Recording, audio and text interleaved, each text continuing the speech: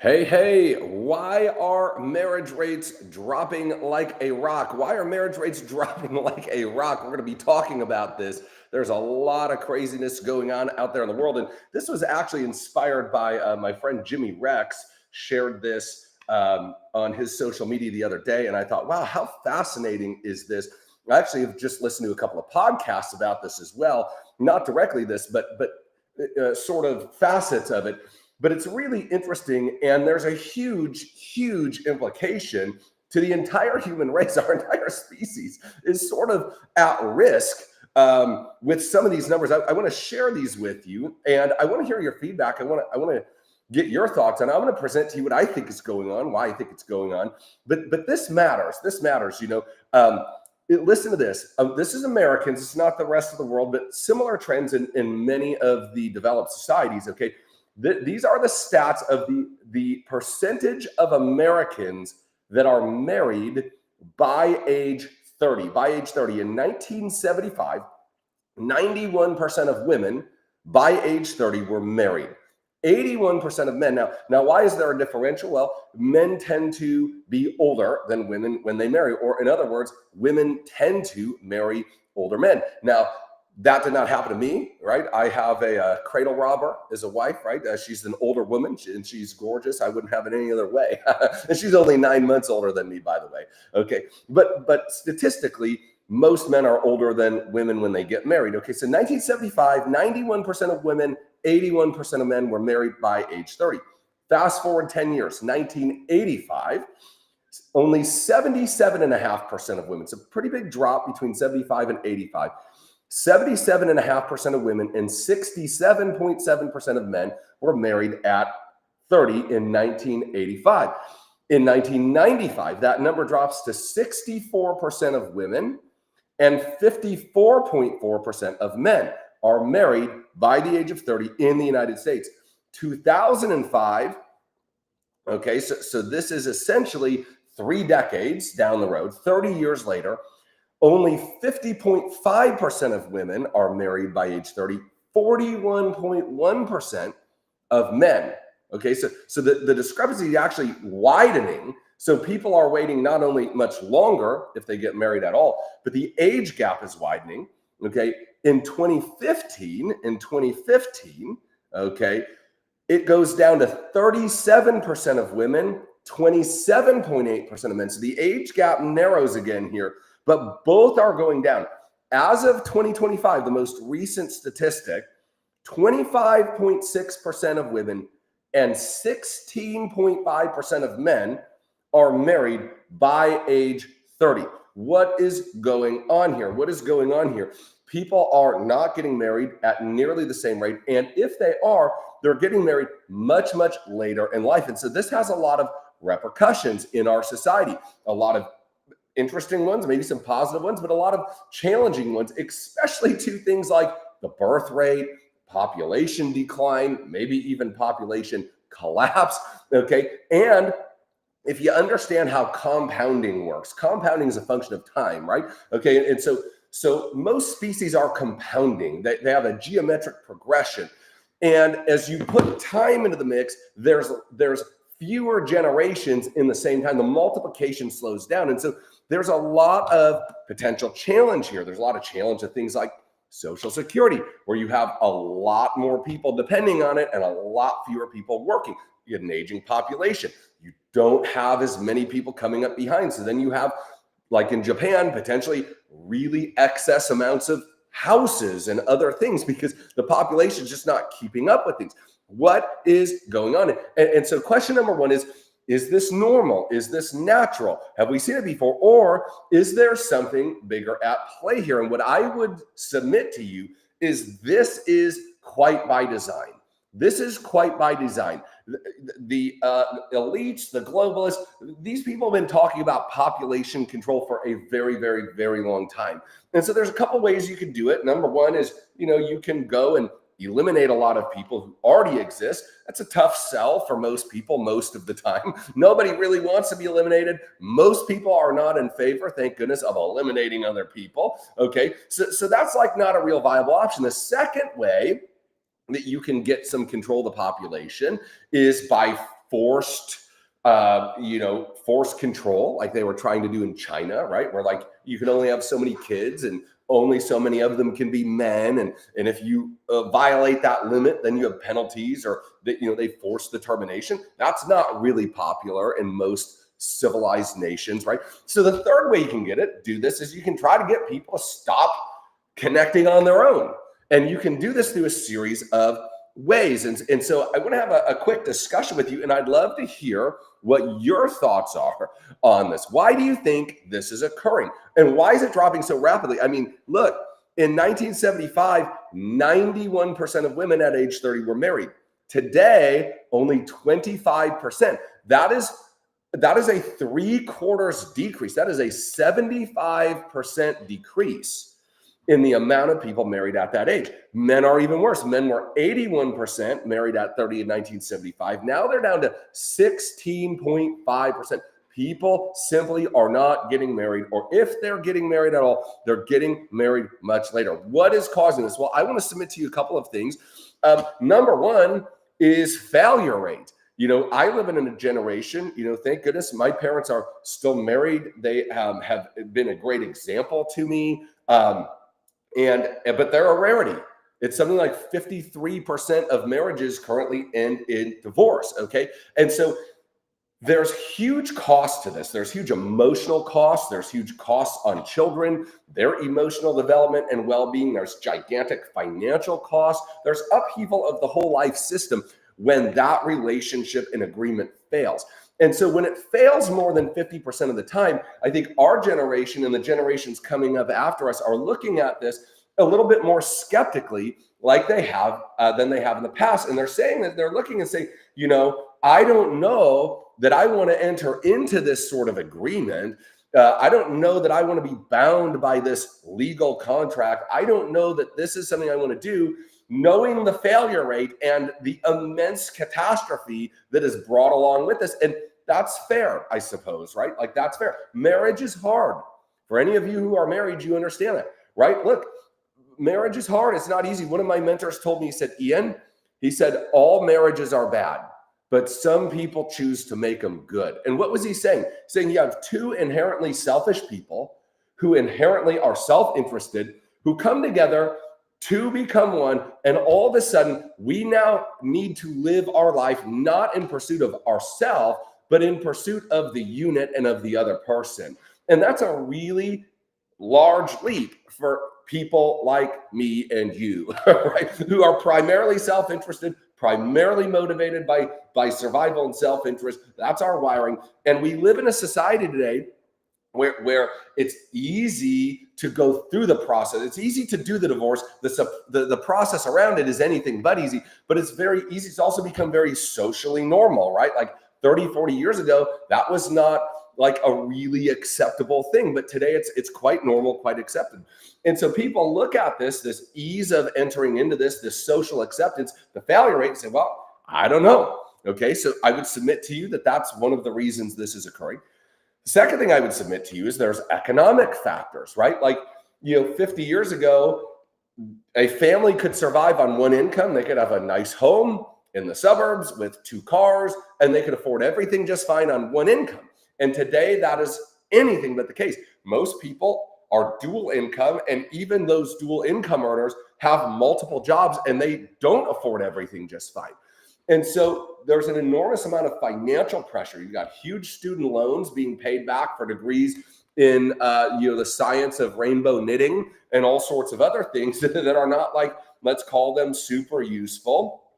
And this is creating people who are wanting to get financial stability, and that stability is coming much, much later, if at all. So they tend to put this off. They put it off. The third thing that I would submit to you, okay, is teaching and access. And this is where I want to focus, because I'm watching the world around us. I'm watching the messaging. There's messaging that is being driven heavily to women that is anything but healthy and productive, in my opinion, okay, when you look at what this is doing to the mindset of women. And then for men, there is access. There's unprecedented access to things that previously were very hard to come by, very hard to achieve. And so you have women who are being taught to think in a way that is unproductive for marriage and for the stability of marriage. And you have men who have access to meeting needs that were previously only met in that way. And now they can meet them in a variety of ways without having to make that commitment. And so you have this sort of separation of the sexes going on, this distance between men and women that is anything but natural. It is anything but natural. When I was 5 years old, I can remember seeing at that point the most beautiful woman I'd ever seen in my life. And she was a kindergartner with me. Her name was Jennifer. Okay. And I was smitten by this beauty, right? And that was my first girlfriend in kindergarten. I read a statistic that said something like 50% of males do not have any form of romance. They have their first romantic relationship of any sort after they are 18 years old. Now, them suckers 13 years behind this player, all right? Okay, so it's very unnatural. There's a separation. There's a wedge separating a division. And I believe that division, like most other division being created in our country, that is completely unnatural. Listen, people are different. That's cool. Our differences actually make us unique. And they're rich, and they create richness in the fabric of our society. I'm glad everybody's not the same. That's amazing, right? But we're all part of one race, the human race. We all bleed the same color red, and we are all human beings. We all primarily want the same things in our life, are motivated by the same things in our life. We have the same hopes and dreams and ambitions. We serve the same God. We're here on the same planet. We're living in the same game. And yet we're told to hate people that don't look like us, don't think like us. And that's a very purposeful doctrine. It's a very purposeful idea, and it's being very purposely perpetrated on the good people of this country. You know, when you actually talk to people instead of listening to the talking heads on the mainstream media, you find that our world's actually a pretty great place. Not as bad as people make it out to seem, and that most people are good, and most people are genuinely good people with genuinely good intentions. But that's not what you would be made to believe if all you did was watch the media, right? Because they profit from divisiveness. And I see this happening here in a big way. So let's talk about women first. There is a movement, a powerful, independent woman movement that I think is a wonderful thing. I think women are very powerful. Women have, for a long time in our society, not been elevated to the point of equality that they should be, right? Like, that's real. That's a true thing, okay? And that's not how it should be. But like any movement, there is a pendulum swing. And pendulums go from one side, and then they overcorrect, and then they go to another side and they overcorrect. And really what we're looking for is that middle. We don't want to be an extreme on either end, but there's an extreme message today that you don't need a man, that you're good all by yourself. You can make your own money. You don't need that man, girl. You're strong. You're independent. And that's amazing, but it's not true. It's not true. Women do need men. That's how we're designed. And men do need women. That's how we're designed. We're different. There are complements in the sexes that make each other whole. That's why Jesus said the man would leave his mother and father, and the two would become one flesh. Two together becoming a powerful one. This is God's design. It's his dream. It's his desire. It's what he created. See, he says it's not good for man to be alone. And so he created this. And there is a teaching out here that is not true anymore. That's not the case, okay? And so women are being taught that they don't need this. I don't need no scrub. I can provide for myself, and women can provide. In fact, I just saw something the other day that the pay gap, the gender pay gap, is actually reversed. And that women are now out earning men. Women who are under 30 are out earning men who are under 30. That's pretty interesting, right? Okay, so this pay gap is sort of gone the other way. But they're being taught that they don't need to do that. This idea of red flags, right? Red flags has become a big thing. Let me help you with something. All people are weird. All people have quirks. All people are self-interested. All people can make bad choices, can hurt other people's feelings, can have their own baggage and issues. This is true of all people. All people. But today's there's this message like, man, if he's got this red flag, just get rid of him. You don't need him. You don't need to deal with that. Oh, he's immature, he's insecure, he's all these things. And they're pointing out, look, people are people. And what we're being taught is that you're looking for perfection, and there are no perfect people. And so by teaching people to look only for perfection, to have standards that are super high for the opposite sex, ones that cannot realistically be met. Now, by the way, we'll go through those in just a second. Okay. And then you shouldn't settle, and that you need to wait for this right person. And that, man, if he's got that red flag, if he said that, if he did that, right, you got to let him go and move on, and you're better by yourself. And that is a freaking recipe for disaster. Okay. We are human beings. We are growing. I'm not the same person, thank goodness, that I used to be 20 years ago when I met my wife. I'm not that same person. I've grown. I've become better in so many ways. Thank goodness this was not an idea as prevalent back then, right? Because I have all sorts of reasons for her to get rid of me, right? Okay, but here's the truth. I would have the same on her end, right? But because she's not perfect, and ladies, you're not perfect. And neither are men. And as long as we're being taught to look only for perfection, settle only for perfection, as soon as somebody makes a mistake, as soon as they do something you don't like, as soon as they think something you don't agree with, as soon as they do something that bothers you, just push them to the side and you're better off on your own. That is the gospel of selfishness. It doesn't matter what you feel about them. It doesn't matter who they are on the inside. It doesn't matter all of their endearing qualities. It doesn't matter how well they love you or provide for you. Just get rid of it. You don't need them. And this is a major, major problem here. This is a major problem in our society. And what's being taught is this idea of perfection. This is being perpetuated by online dating. Right? And so the majority of relationships that are happening now statistically are originating online. They're originating on dating apps and other things. And much like realtor.com, where you can decide, I want a house that's at least 5,000 square feet. It's at least this much of a lot. I want a price point between here and here. It needs to be in this zip code. And it filters out everything that doesn't meet that criteria. So you don't even see it. This is happening in the same realm. I listened to a couple of statistics. I haven't verified them, but they came from a good source. So I'm going to assume they're true. You can fact check it. Don't just take my word. You can fact check it. But it said that the average woman on a dating app that can sort for features and things is looking for a man who is over 6 feet tall. Okay. Well, that is less than 10% of all men are over 6 feet tall. And so if you're going to filter that out, you're not going to look at people who don't meet that criteria. You have eliminated 90% of your dating pool right off the bat. The second thing they're looking for on average is an income of at least 6 figures. Well, that's about 2.5% of men. If you combine at least 6 feet tall and making at least 6 figures, now you are sub 1% of men. So the majority of women are searching, only willing to consider, they don't even want to see 1% of men.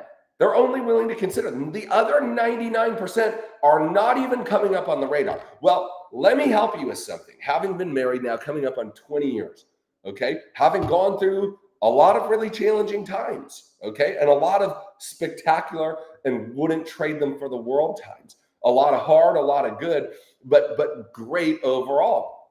Here's what I can tell you. How tall somebody is has nothing to do with their ability to love you and be a great partner to you in your life. Also, what they earn really maybe has a little bit more to do with it, because it tends to align with things like discipline and sacrifice and long-term thinking and preparation and other like character traits that might be beneficial. But it still is a very, very, I know a lot of rich people. Look, okay, we've been very blessed financially. Okay, everybody who lives in my neighborhood is a multi-millionaire. They're all wonderful people too, but I know a lot of rich people who are terrible people. Okay, and so if you're just going to sort for love and relationship based on these external factors, number one, you're eliminating the vast majority of your potential opportunity. But secondly, you're eliminating them based on things that really don't matter at all. Okay, and so you've got this thing going on that where people are just not seeing it, and so everybody's fighting. All these women are sort of fighting for the attention of this very, very niche population of men. So men, if that's you, you're living it up. That right? If you're 6 foot tall, you make six figures. This is the best time in the world to be alive for you. Okay, because you have your pick of any women you want, by and large. Okay, but if you're a short king, if you're a short king, okay, it's never been harder because people are unwilling to look at this. Okay, and so we have this idea that we need to meet these perfect standards, which only 1% of men meet. And then at the first sign of a flaw, something you don't like, an area that you don't agree with, you just get rid of them, kick them to the curb. You don't need that man. This is a recipe for failure. Okay. Then we have this sort of traditional role reversal, right? Where you have a lot of women in the workplace, and traditionally men have been, they have brought a lot of value to relationships through their provision. And now that is not so much the case anymore, right? Okay, so you've got all of these things going on the women's side of it, on the men's side of it, right? Before we go, there's a real push into the masculine for the feminine. In other words, women are taught you don't need a man because you can be a man. You can provide for yourself. You're strong, you're stable, you're all these things. Okay. And can women do those things? Sure. Are some of them extremely naturally good and gifted in these things? Sure. That's fine. No problem. That's amazing. But that is not the general wiring of a woman, right? That's in womankind is gatherer wired. Mankind is hunter wired. This is just the truth. Now, it's not all people. It's not, this doesn't mean they can't learn to be good at those things, but that's not the natural order of things, right? Okay, and instead of you, like, before you try to cancel me, like, oh, let's go, whatever, just open your eyes. Like this, we've been around for a long time, you all, as a civilization. This is how it is. You can think it's not, you can want to condition it not to be, but it is what it is, okay? So you have this high masculinity being pumped into the feminine, okay? Let's talk about men now, because they've got their own series of challenges that are coming together. Men on the opposite side are being and have been demasculinized heavily over the last 50 years, quite on purpose, right? Their fighting warrior spirit is taught to them that they're wrong, right? You shouldn't fight. You shouldn't be aggressive. You shouldn't you shouldn't be strong. You shouldn't impose yourself on people and use force and all these male things. Like, that's how men are wired.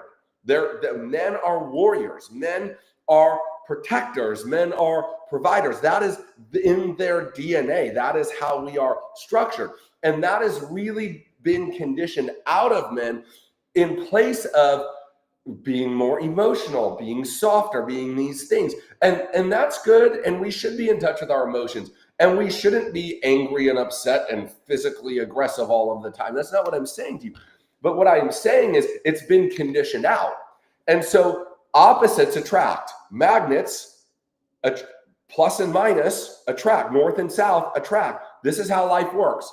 It's not people, it's everything, right? The poles attract. The tension in the poles, while it is tense, is what creates the attraction. And so what's happening is you have feminine and you have masculine, and they're both being conditioned to the middle, where there's just no natural attraction anymore, right? The men don't like the ball breaker women, and the women complain about weak men. Yes or yes, right? Am I telling you the truth? Or am I telling you, again, this is a generalization, you all, but this is reality. If you're a man or a woman, you would probably agree with this. Like, women, like, where are the strong men? Where are the men with conscience and conviction? Where are the heroes? Where are the gentlemen? And men are like, where are the women who are peaceful and caring and not busting my balls about everything? All of that. This is true on both ends of this. This is true on both ends of this. And so what's happening is as you move them to the middle, the things that used to attract each other now begin to repel. Positive repels positive. Negative repels negative. North repels north and south repels south. And we're being moved to the middle so that there is not this relational equity any further. So you got this demasculinization. Okay, you've got the reversal of the traditional roles. So the things that men are wired to do, because women are now doing them because the economy has been shifted in such a way that requires them to do it, it is not such a high value anymore. And men, historically, genetically, societally, are ill-equipped for that sort of new relationship. They're not generally succeeding in that way because it's very, very different. And women, let me give it to women. Women do a better job in the masculine than men do in the feminine. Sort of. They can do it because y'all women, y'all are multitaskers.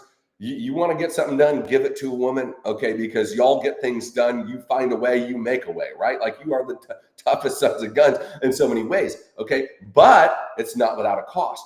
The depression rates amongst single women who are over 30 is off the chart.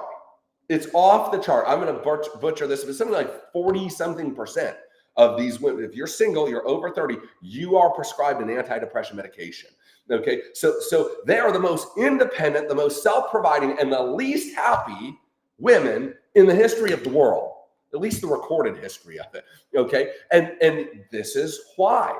Because we're being forced by society, forced by the ideologues to come to this middle place where we are not playing in our strengths, we're playing in our weaknesses. We're playing and we're taught to do it. We're taught that masculinity is toxic and feminine roles are outdated. We're taught, stay away from the way you're wired, come to the middle because it's better, but it's a lie. It's a lie. It's not better in the middle. Nothing exciting happens in the middle. Okay? So the traditional roles are changing. Here's the biggest challenge, in my opinion, when it comes to men. Okay? The traditional roles here, right? Men provide, women create loving environments and provide sex. This is a thing, right? And historically, like this was something reserved for marriage. Not saying that that's the best way to do it or not do it, right? You make your own choices on that. Okay. But today, you can have a sexual experience for free in 2 seconds on your phone. It's everywhere. Men are being bombarded with pornography. You see sites like the famous Ashley Madison site where you could sign up with other people who wanted to sign up to have affairs. There was actually a website to do this for married people to have affairs. There was a huge data leak. It was a big thing. It ended a whole bunch of marriages. Okay, but like these things, you used to have to go to the seedy side of town. You always had this risk of getting caught. What are the people going to think about me? It was much harder to access these things. And so the traditional way of accessing this in marriage was the best way to do it. But today, that's not the case. And so here you have men like, well, I don't need you to fulfill these sexual needs because I can fulfill them myself. I can go find somebody to do this with on an app. I can go watch pornography. I can go do these things.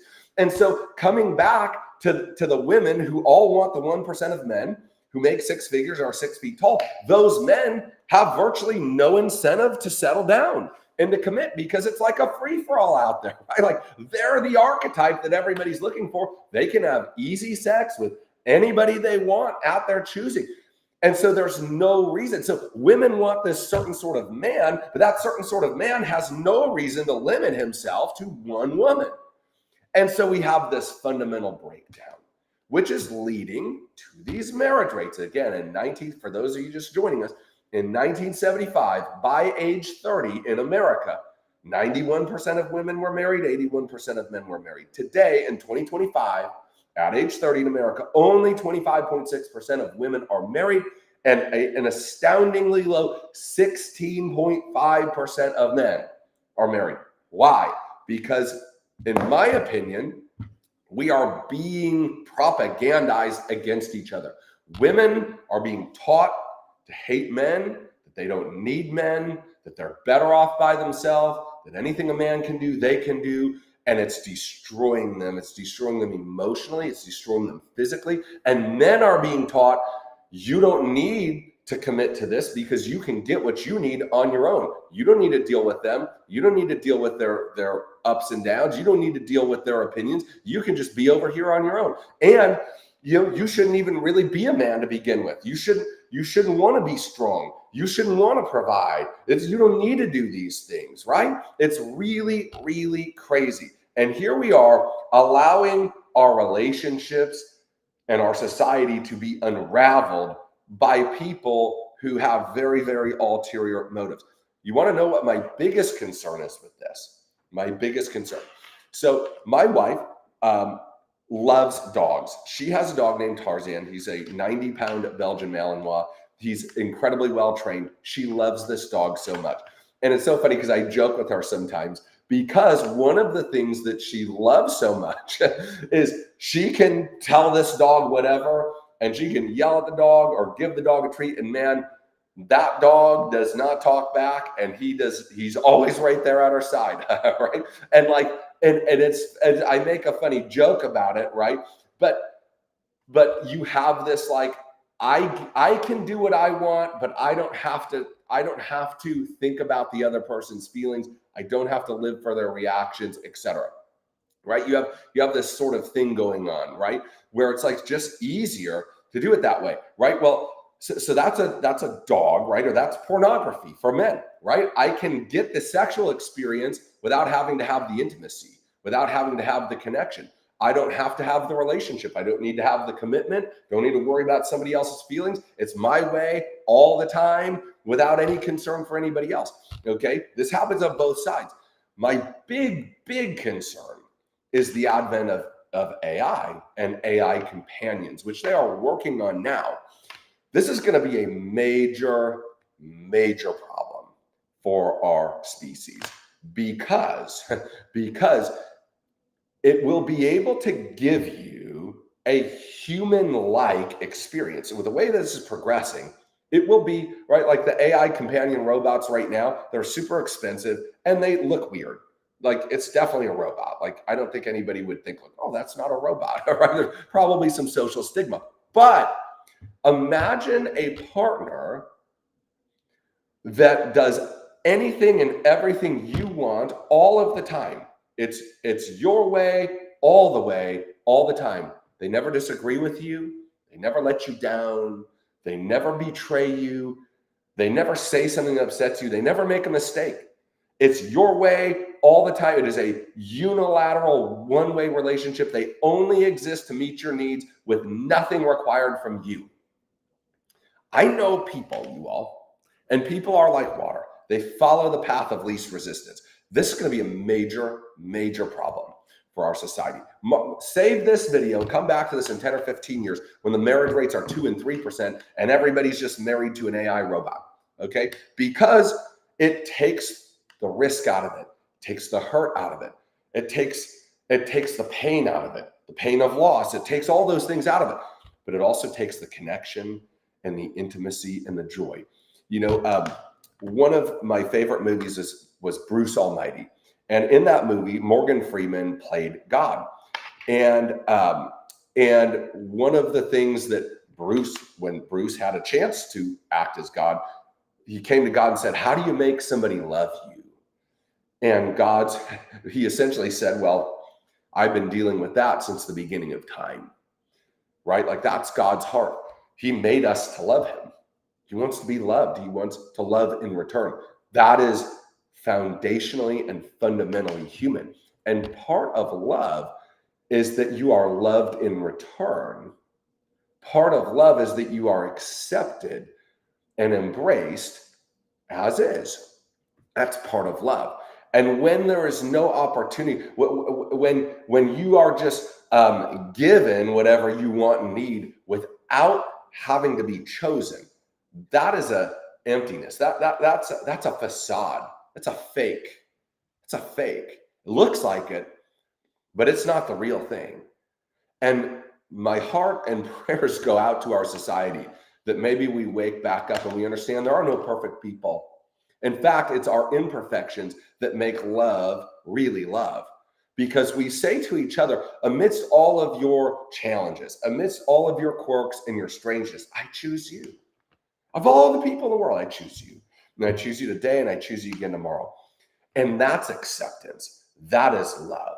That is human. And we don't have those things when we look at it in this way. So listen, there's a little bit of a different topic, but I think it's an important topic. What do you think? Why do you think this is happening? Throw it in the comments. Why do you think these relationships are breaking down? Why do you think they're not even beginning? What do you think's going on with that? And how do we fix that? How do we fix that? Are there challenges in relationships? You better believe it. If there's people involved, there's going to be problems. Okay? If there's people involved, there's going to be problems.